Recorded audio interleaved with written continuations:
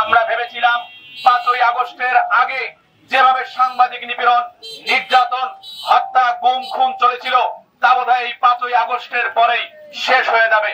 কিন্তু দুঃখজনক হলে আমরা দেখছি 5ই আগস্টের পরেও বাংলাদেশে এই সাংবাদিক নিপীড়ন কমেনি।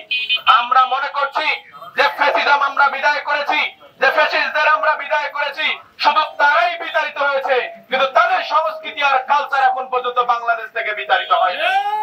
সাংবাদিকরা যখন সংবাদপত্রে এসব তুলে ধরতে যাচ্ছে তখন সাংবাদিকদের উপর আক্রমণ শুরু হয়ে যায় এবং কখনো কখনো কোথাও কোথাও সাংবাদিককে হত্যা পর্যন্ত করা হচ্ছে।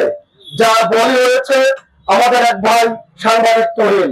আমরা এই তহিন হত্যার বিচার চাই, সেই সাথে সারা বাংলাদেশে সকল সাংবাদিকের নিরাপত্তা চাই এবং সারা বাংলাদেশে সাংবাদিকরা যেন নির্বিঘ্নে কাজ করতে পারে সেজন্য পরিবেশ চাই।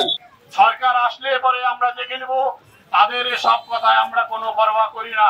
আজকের এই মানববন্ধন থেকে আমরা স্পষ্টভাবে জানিয়ে দিতে চাই, উলিপুরেও গোটা দেশের ন্যায় উলিপুরেও সাংবাদিক সমাজ জেগে আছে।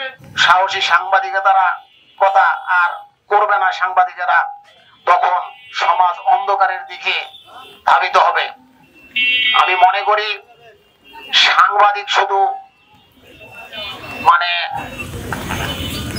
সমাজের পাশে থাকলেই সবকিছু নয়, আমাদের প্রত্যেককে সমাজের পাশে সব জায়গায় প্রতিবাদ করতে হবে। আপনাদের প্রতি আমাদের অনুরোধ, আপনারা এই সাংবাদিকতার পথকে রোধ করবেন না, সাংবাদিকতাকে আপনাদের সাথে নিয়ে চলবেন, আপনারা সমস্ত তথ্য দিয়ে সহযোগিতা করবেন, আপনাদের পাশে পাবেন।